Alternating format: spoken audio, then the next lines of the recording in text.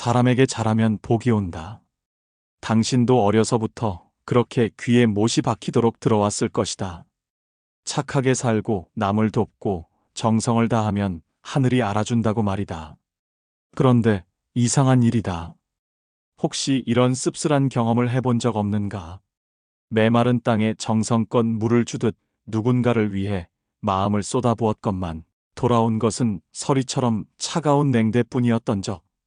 가족을 위해 제 몸 하나 돌보지 않고 촛불처럼 녹아내렸건만 고마워하기는커녕 마치 하늘이 내린 의무라는 듯 더 많은 것을 요구받았던 적. 이웃을 한 해 두 해 살뜰히 챙겼건만 마음 한구석은 바람 빠진 풍선처럼 텅 비고 지쳐만 갔던 적. 분명 옳은 일을 했거늘 어찌하여 복은 그림자도 보이지 않고 서운함과 원망만 봄날의 잡초처럼 무성해지는가. 당신은 혹 이렇게 스스로를 책망하지 않았는가? 내 정성이 모자라서 그런가? 내가 더 낮추고 더 베풀어야 하는가? 경계하라.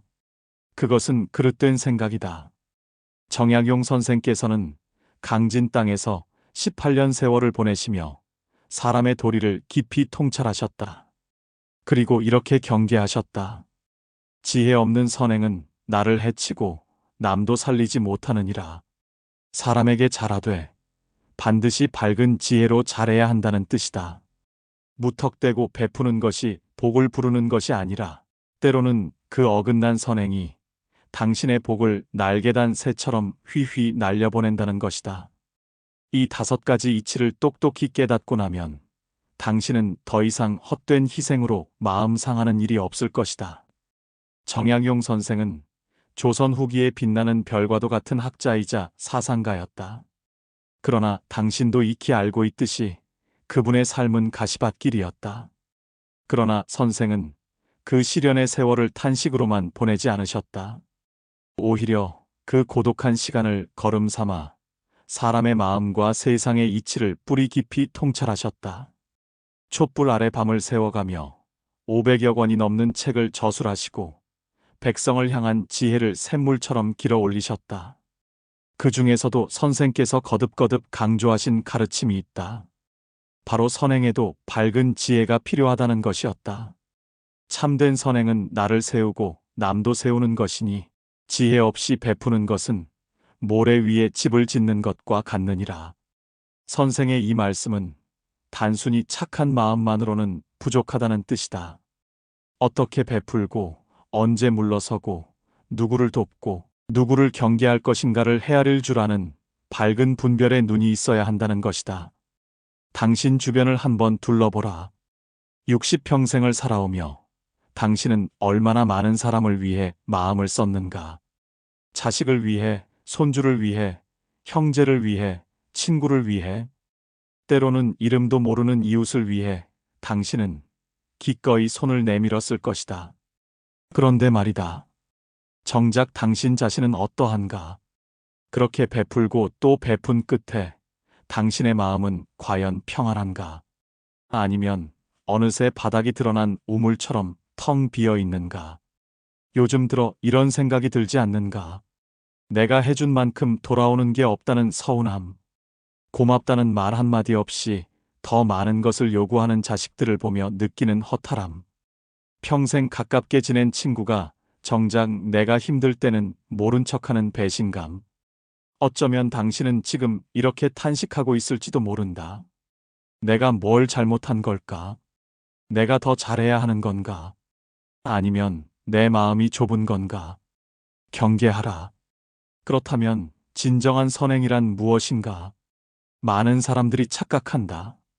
선행이란 무조건 베푸는 것이라고, 내 것을 모두 내어주는 것이라고, 나를 낮추고 또 낮추는 것이라고 말이다. 아니다. 그것은 선행이 아니라 맹목이다. 진정한 선행이란 나를 지키면서 남을 돕는 것이다. 내 마음이 무너지지 않으면서 상대를 일으켜 세우는 것이다. 마치 튼튼한 기둥이 되어 집을 떠받치듯 내가 먼저 바로 서야 남도 제대로 도울 수 있는 법이다. 정약용 선생께서는 이를 일러 이렇게 말씀하셨다. 물이 맑아야 그릇이 담기고 나무가 든든해야 열매를 맺느니라. 먼저 나를 바로 세우지 않고 남을 세우려 하는 것은 썩은 나무로 집을 짓는 것과 같으니 곧 무너지고 마느니라. 보라, 물이 흐려지면 아무것도 제대로 담을 수 없고 나무가 썩으면 열매는커녕 가지조차 버티지 못한다. 마찬가지로 당신의 마음이 지치고 무너지면 아무리 선한 뜻을 품어도 그것은 오래가지 못한다. 그러므로 진정한 선행이란 이것이다. 나를 해치지 않으면서 남을 돕는 것. 내 마음에 여유가 있을 때 베푸는 것. 감사할 줄 아는 사람에게 손을 내미는 것. 조건 없이 주되 분별력을 잃지 않는 것. 이것이 바로 지혜로운 선행이다. 이런 선행만이 나를 살리고 남도 살리며 복으로 돌아오는 법이다. 첫 번째 이유는 나를 지키지 못할 때에 있다. 사람에게 잘하는 것은 참으로 아름다운 일이다. 누군가에게 따뜻한 손길을 내밀고 어려움을 함께 나누는 것은 사람의 도리요, 하늘이 기뻐하는 일이다. 그러나 경계하라. 그 선행이 당신 자신을 갉아먹고 있다면 그것은 더 이상 선행이 아니다. 마치 기름이 다한 등잔이 꺼지듯 당신의 마음이 바닥을 드러내면 아무도 제대로 도울 수 없게 된다. 보라, 세상에는 두 부류의 사람이 있다. 하나는 남을 돕되 제 마음을 지키는 사람이다. 이런 이는 샘물과 같아서 끊임없이 맑은 물을 내어준다. 베풀어도 마르지 않고 도와주어도 지치지 않는다. 왜냐하면 먼저 자기 자신을 채우는 법을 알기 때문이다. 다른 하나는 남을 돕되 제 마음을 잃는 사람이다. 이런 이는 비 온 뒤 웅덩이와 같아서 처음엔 넉넉해 보여도 해가 뜨면 금세 말라버린다. 베풀면 베풀수록 텅 비고 도우면 도울수록 지쳐간다. 왜냐하면 자기 자신을 돌보지 않기 때문이다. 정약용 선생께서는 이렇게 경계하셨다. 나를 잊고 남을 돕는 것은 모래 위에 성을 쌓는 것과 같으니 바람이 불면 곧 무너지고 마느니라. 먼저 제 몸을 바로 세운 연후에야 남을 제대로 도울 수 있는 법이니라. 당신은 어느 쪽인가? 샘물처럼 살고 있는가 아니면 웅덩이처럼 말라가고 있는가? 만약 베풀고 난 뒤 허전함만 남는다면, 도와주고도 서운함만 쌓인다면 그것은 당신이 나를 지키지 못하고 있다는 신호다. 그렇다면 어찌해야 하는가? 먼저 당신 자신에게 물어보라. 이 부탁을 들어주면 내 마음은 편안한가 아니면 짐이 되는가? 만약 마음이 무겁고 지친다면 용기 있게 말하라. 미안하지만 이번에는 어렵겠구려. 이 한마디가 당신을 지키는 첫걸음이 된다. 거절이 나쁜 것이 아니다. 오히려 나를 지켜야 남도 제대로 도울 수 있는 법이다. 두 번째 이유는 분별 없는 희생이 될 때에 있다. 세상에는 두 가지 베풀미 있다. 하나는 지혜로운 베풀미요. 다른 하나는 맹목적인 희생이다. 지혜로운 베풀문 나를 살리고 남도 살린다. 그러나 맹목적인 희생은 나도 해치고 남도 제대로 돕지 못한다. 마치 물이 새는 독에 아무리 물을 부어도 채워지지 않듯 분별 없는 희생은 아무도 살리지 못한다. 생각해보라. 농부가 씨앗을 뿌릴 때는 땅을 가린다. 기름진 땅에는 씨를 뿌리지만 돌밭에는 뿌리지 않는다. 왜냐하면 돌밭에 뿌린 씨는 싹도 틔우지 못하고 말라 죽기 때문이다. 지혜로운 농부는 땅을 헤아릴 줄 안다. 사람도 마찬가지다. 감사할 줄 아는 이에게 베풀면 그 은혜는 10배로 돌아온다. 그러나 당연하게 여기는 이에게 베풀면 그 은혜는 돌처럼 땅에 떨어져 썩어버린다. 오히려 상대의 욕심만 키우고 당신은 텅 빈 채로 남는다. 정약용 선생께서는 이런 경우를 두고 이렇게 말씀하셨다. 지혜 없는 베풀문 강물이 범람하여 논밭을 해치는 것과 같으니 적절히 다스려야 비로소 생명을 살리는 법이니라. 무턱대고 주는 것은 사랑이 아니요 도리어 상대를 망치는 일이니라. 보라, 강물도 제 길을 잃으면 논밭을 휩쓸어 버린다. 아무리 맑은 물이라도 넘쳐 흐르면 재앙이 된다. 베품도 마찬가지다. 분별 없이 주기만 하면 상대는 감사할 줄 모르는 사람이 되고 당신은 스스로를 망가뜨린다. 그렇다면 어찌해야 하는가? 도울 때는 반드시 헤아려 보라. 이것이 상대에게 진정 도움이 되는가? 아니면 그저 욕심만 키우는가? 만약 상대가 당신의 도움을 당연하게 여기고 감사할 줄 모른다면 그때는 멈출 줄도 알아야 한다. 진정한 사랑은 무조건 주는 것이 아니라 상대가 스스로 설 수 있도록 돕는 것이다. 때로는 주지 않는 것이 더 큰 가르침이 된다. 세 번째 이유는 감사가 사라질 때에 있다. 사람의 마음은 참으로 묘한 것이다. 처음 도움을 받을 때는 두 손 모아 고맙습니다 하며 정성껏 인사한다. 그러나 시간이 흐르면 조금씩 달라진다. 감사는 줄어들고 대신 이번에도 해주겠지 하는 기대만 커진다. 처음엔 고마웠던 마음이 어느새 당연함으로 바뀌어 버리는 것이다. 이것이 바로 사람 마음의 허물이다. 생각해보라. 샘물이 아무리 맑고 넉넉해도 사람들이 매일 퍼가기만 하고 고마워할 줄 모른다면 그 샘물은 언젠가 말라버린다. 아니, 샘물 자체가 마르지 않더라도 물을 깃는 이의 마음이 먼저 지쳐버린다. 당신도 그렇지 않은가? 처음 누군가를 도울 때는 기쁜 마음이었다. 내가 도움이 되어서 참 다행이다 싶었다. 그런데 도움이 반복되면서 감사는 사라지고 요구만 늘어났다. 이제는 당신이 해주는 것이 당연한 일처럼 되어버렸다. 정약용 선생께서는 이를 두고 이렇게 말씀하셨다. 사람의 마음은 만족을 모르면 선도 탐욕으로 바뀌느니라. 감사 없는 베풀문 상대의 기대만 키우고 그 기대가 커질수록 탐욕이 되어 베푸는 일을 더 힘들게 만드느니라. 보라. 감사가 사라지고 기대만 남으면 관계는 무너진다. 당신이 아무리 정성을 다해도 상대는 더 이상 고마워하지 않는다. 오히려 조금이라도 부족하면 서운해하고 이번에 안 해주면 섭섭해한다. 이것이 바로 감사 없는 베풀미 만드는 괴로움이다. 그렇다면 어찌해야 하는가? 감사가 사라졌다면 잠시 멈추어 보라. 상대가 당신의 도움을 당연하게 여긴다면 그것은 당신이 너무 많이 주었다는 신호다.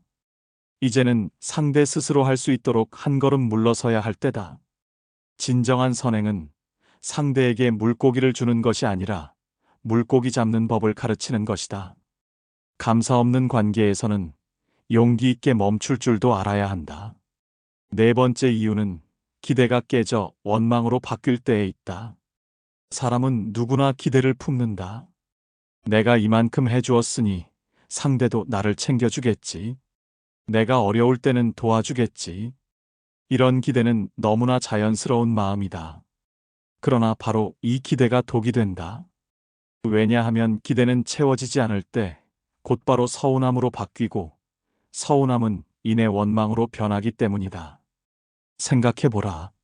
나무를 심을 때 농부는 열매를 기대하지 않는다. 물을 주고 거름을 주되 그저 나무가 잘 자라기를 바랄 뿐이다. 만약 농부가 심을 때마다 언제 열매를 맺을까, 얼마나 많이 열릴까 하고 기대한다면 그 농부는 하루도 편할 날이 없다. 사람도 마찬가지다. 베풀 때 돌려받을 생각을 품으면 그 순간부터 친절은 거래가 된다. 상대가 고마워해 주기를, 언젠가 나도 도움받기를 은근히 바라게 된다. 그런데 그 기대가 채워지지 않으면 마음속에 응어리가 맺힌다. 정약용 선생께서는 이를 일러 이렇게 경계하셨다. 지혜로운 베풀문 상대를 자유롭게 하지만 어리석은 베풀문 상대를 얽매이게 하느니라. 조건을 달고 베푸는 것은 선행이 아니요 빚을 지워주는 것과 같으니 결국 관계를 무겁게 만들 뿐이니라. 보라. 기대가 담긴 친절은 상대를 짓누른다. 상대는 당신의 기대를 모른 척할 수도 없고 그렇다고 계속 갚아나갈 수도 없다.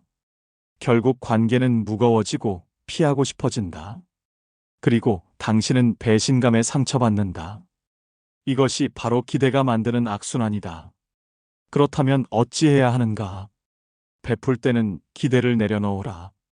돌려받을 생각을 버리고 그 자리에서 이미 다 주었다고 여기라. 도와주는 순간 이렇게 마음속으로 말하라. 이것은 내가 주고 싶어서 준 것이다. 아무것도 바라지 않는다. 그럴 때 비로소 당신의 친절은 가벼워진다. 상대도 부담 없이 받을 수 있고 당신도 서운해하지 않는다. 조건 없는 친절만이 오래가고 진정한 복으로 돌아온다. 다섯 번째 이유는 보여주기 선행이 될 때에 있다. 사람에게 잘해 주었는데 마음이 텅 빈 적이 있는가? 분명 친절을 베풀었는데 돌아오는 것은 기쁨이 아니라 공허함 뿐이었던 경험 말이다. 그 까닭은 무엇인가? 그 친절이 진심에서 우러난 것이 아니라 남의 시선을 의식한 보여주기 선행이었기 때문이다.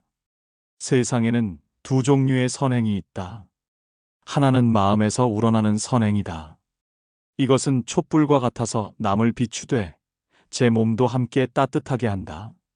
베푸는 이도 기쁘고 받는 이도 기쁘다. 이런 선행은 복이 되어 오래도록 남는다. 다른 하나는 남에게 보이기 위한 선행이다. 이것은 불꽃놀이와 같아서 잠깐 화려하게 빛나지만 금세 사그라든다. 사람들은 박수를 보내지만 정작 베푸는 이의 마음은 텅 빈다. 왜냐하면 진심이 없었기 때문이다. 보라. 남의 칭찬을 바라고 베푸는 것은 씨앗을 뿌리지 않고 열매만 기대하는 것과 같다. 겉으로는 선행 같아 보여도 뿌리가 없으니 아무것도 자라지 않는다. 사람들은 칭찬하지만 당신의 마음속은 공허하기만 하다.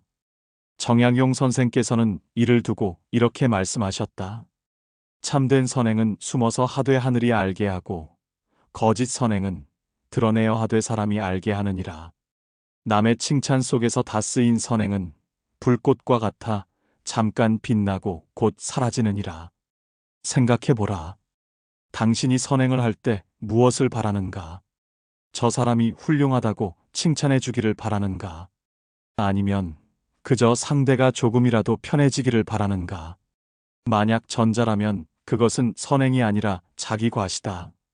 후자라면 그것이 진정한 선행이다. 보여주기 선행은 마음을 살리지 못한다. 아무리 많은 사람에게 칭찬받아도 아무리 훌륭하다는 소리를 들어도 정작 당신 마음속은 허전하다.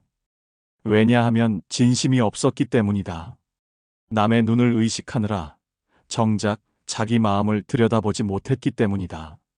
그렇다면 어찌해야 하는가? 먼저 당신 자신에게 물어보라. 이것을 남이 보지 않아도 할 것인가? 아무도 칭찬하지 않아도 기쁜 마음으로 할 것인가? 만약 그렇다면 그것이 진정한 선행이다. 만약 아니라면 잠시 멈추어 마음을 살펴보라. 진정한 선행은 남의 칭찬이 아니라 내 마음에서 우러나와야 오래간다. 보여주기 선행은 결국 공허함을 남기지만 진심에서 나온 선행은 나를 살리고 남도 살린다. 이제 지혜롭게 베풀 때가 되었다. 지금까지 우리는 사람에게 잘하면 복이 달아나는 5가지 이유를 살펴보았다.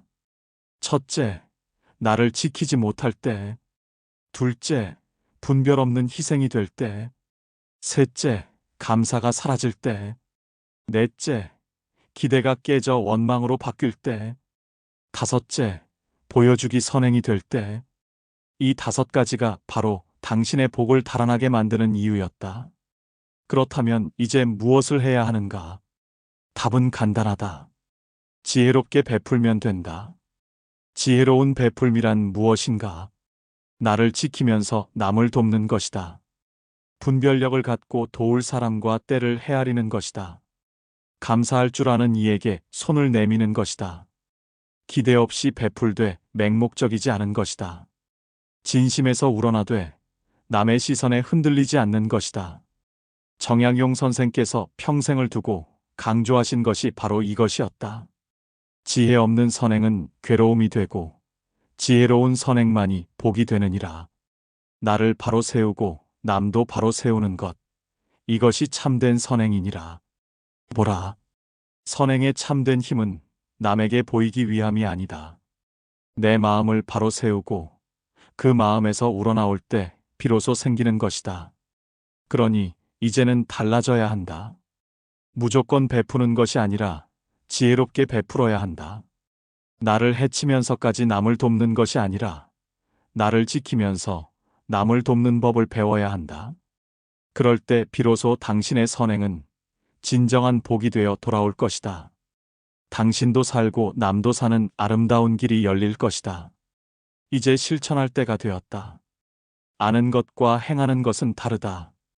아무리 좋은 가르침을 들어도 실천하지 않으면 소용없다. 마치 배가 고픈 사람에게 밥 이야기만 들려주는 것과 같다. 이제 우리가 함께 나눈 가르침을 삶 속에서 바로 실천할 수 있는 방법을 제시하겠다. 이것은 어려운 것이 아니다. 오늘부터 당장 할 수 있는 작은 실천들이다. 첫째, 당신 자신을 지키는 법을 배워라. 누군가 부탁할 때마다 무조건 그래 하고 들어주면 안 된다. 그것은 친절이 아니라 나를 버리는 일이다. 오늘부터는 이렇게 해보라. 부탁을 받으면 먼저 당신 마음에 물어보라.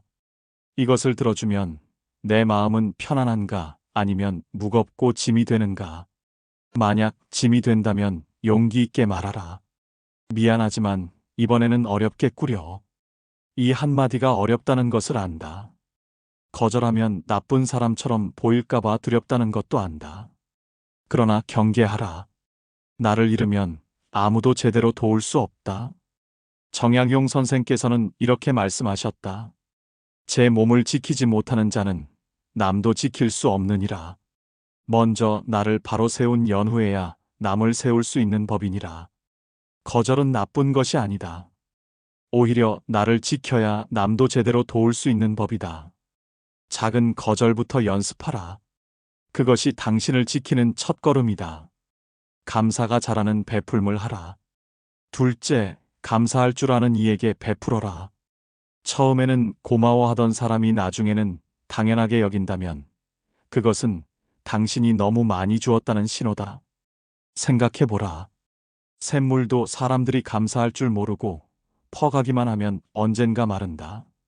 아니, 샘물이 마르지 않더라도 물을 깃는 이의 마음이 먼저 지친다. 그럴 때는 방법과 횟수를 조절하라. 매번 대신 해주던 일을 이번에는 이렇게 말해보라. 이번에는 당신이 한번 해보시오. 나는 옆에서 지켜보겠소. 이 작은 전환이 상대를 자립하게 하고 관계에 건강한 균형을 만들어준다. 정약용 선생께서는 이를 일러 이렇게 말씀하셨다. 물고기를 주지 말고 물고기 잡는 법을 가르치라. 그것이 진정으로 상대를 살리는 길이니라. 감사가 사라졌다면 잠시 멈추어라. 상대 스스로 설 수 있도록 한 걸음 물러서라. 그것이 진정한 사랑이다. 조건 없는 친절을 실천하라. 셋째, 기대를 내려놓고 베풀어라. 고마워해 주겠지. 나도 언젠간 돌려받겠지. 이런 기대가 들어가면 친절은 거래가 된다. 기대가 꺾이는 순간 서운함과 원망만 남는다. 그래서 베풀 때는 이렇게 마음을 내려놓으라. 여기까지다. 이것은 내가 주고 싶어서 준 것이다. 아무것도 바라지 않는다. 도와주는 순간 이미 다 주었다고 여기라. 돌려받을 생각을 버리라. 그 순간 당신의 친절은 가벼워지고 상대도 부담 없이 받을 수 있다. 정약용 선생께서는 이를 두고 이렇게 말씀하셨다. 조건 없는 베품만이 자유롭고 조건 있는 베풀문 서로를 얽매느니라. 기대를 버린 선행만이 오래가고 복이 되느니라. 보라. 기대 없이 베풀 때 비로소 진정한 자유가 온다. 당신도 편하고 상대도 편하다. 이것이 지혜로운 선행이다. 작은 실천이 큰 복을 부른다. 이 세 가지는 어려운 것이 아니다. 자기 경계를 세우고 감사가 자라는 베풀물 하고 조건 없는 친절을 실천하는 것. 오늘부터 당장 할 수 있는 일들이다. 작은 실천이 쌓이면 선행은 더 이상 짐이 아니라 복으로 남는다. 나도 살고 남도 살리는 지혜로운 길이 열릴 것이다. 정약용 선생께서 평생을 두고 가르치신 것이 바로 이것이었다. 지혜로운 선행은 나를 해치지 않고 남을 살리느니라. 이것이 하늘이 기뻐하는 참된 도리니라. 당신도 이제 지혜롭게 베풀 수 있다. 더 이상 헛된 희생으로 마음 상하지 말라. 나를 지키면서 남을 돕는 아름다운 길을 걸어가라. 그 길 위에서 당신은 진정한 복을 만나게 될 것이다. 여기까지 우리는 사람에게 잘하면 복이 달아나는 5가지 이유를 살펴보았다. 그런데 말이다.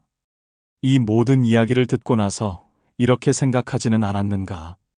그래, 맞아. 저 사람이 문제야. 저 사람이 감사할 줄 모르고, 저 사람이 당연하게 여기고, 저 사람이 나를 힘들게 했어. 경계하라. 이것은 남을 판단하는 이야기가 아니다. 당신 자신을 돌아보는 이야기다. 생각해보라. 거울은 남을 비추는 것이 아니라 나를 비추는 것이다. 오늘 이야기는 저 사람이 잘못했다는 것을 확인하려는 것이 아니라 내가 어떻게 살아왔는가를 돌아보라는 것이다. 당신은 혹시 나를 잃어버린 채 살아오지 않았는가? 분별 없이 베풀며 스스로를 해치지 않았는가? 기대를 품고 베풀다가 상처받지 않았는가? 정약용 선생께서는 이렇게 말씀하셨다. 남의 허물을 보기 전에 먼저 제 허물을 보라. 손가락으로 남을 가리키면 세 손가락은 나를 향하고 있느니라. 보라. 세상을 바꾸려 하기 전에 먼저 나를 바꾸어야 한다. 상대가 감사할 줄 모른다고 탓하기 전에 내가 상대에게 감사를 잃게 만든 것은 아닌지 돌아보라. 상대가 나를 당연하게 여긴다고 서운해하기 전에 내가 스스로 경계를 세우지 못한 것은 아닌지 살펴보라. 강물은 바위를 탓하지 않는다. 바위를 만나면 돌아갈 뿐이다. 마찬가지로 지혜로운 사람은 남을 탓하지 않는다. 내 방식을 바꿀 뿐이다. 이제 물어보라. 나는 나를 지키며 살았는가? 나는 지혜롭게 베풀었는가?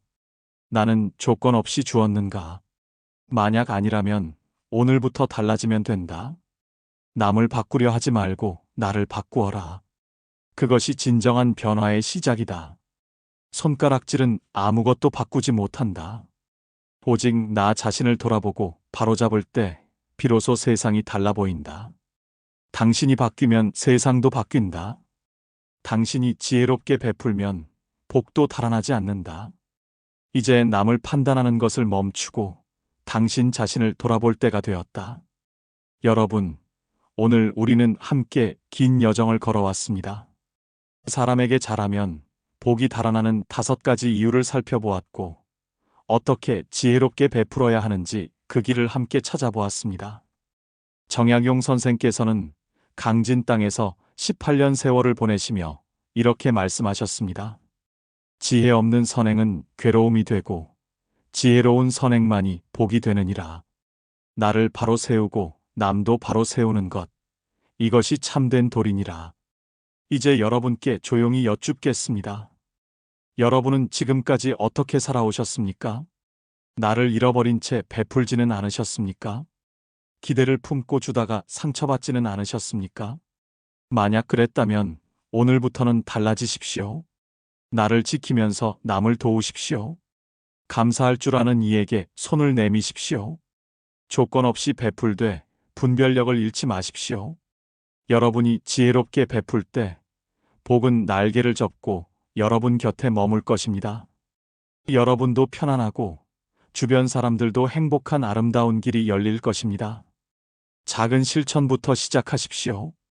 오늘 하루 단 한 번이라도 나를 지키는 용기를 내어 보십시오. 그 작은 용기가 여러분의 삶을 바꾸는 시작이 될 것입니다. 정약용 선생의 지혜가 여러분의 일상 속에서 따뜻한 빛이 되기를 바랍니다. 마지막까지 소중한 시간을 내어 들어주신 모든 분들께 깊이 감사드립니다. 정약용의 인생 지혜에서는 계속해서 여러분의 일상의 작은 위안과 지혜가 될 수 있는 소중한 내용들을 정성껏 준비해서 전해드리겠습니다. 오늘 말씀이 도움이 되셨다면 구독, 좋아요 눌러주시고 많은 분들과 함께 나누어 주시면 감사하겠습니다. 그리고 듣고 계신 지역이나 장소를 알려주시면 반가운 마음으로 오랫동안 기억하겠습니다. 정약용의 지혜가 여러분의 일상 속에서 빛을 발하기를 바라며 여러분 오늘도 모두 평안한 하루 되시기 바랍니다.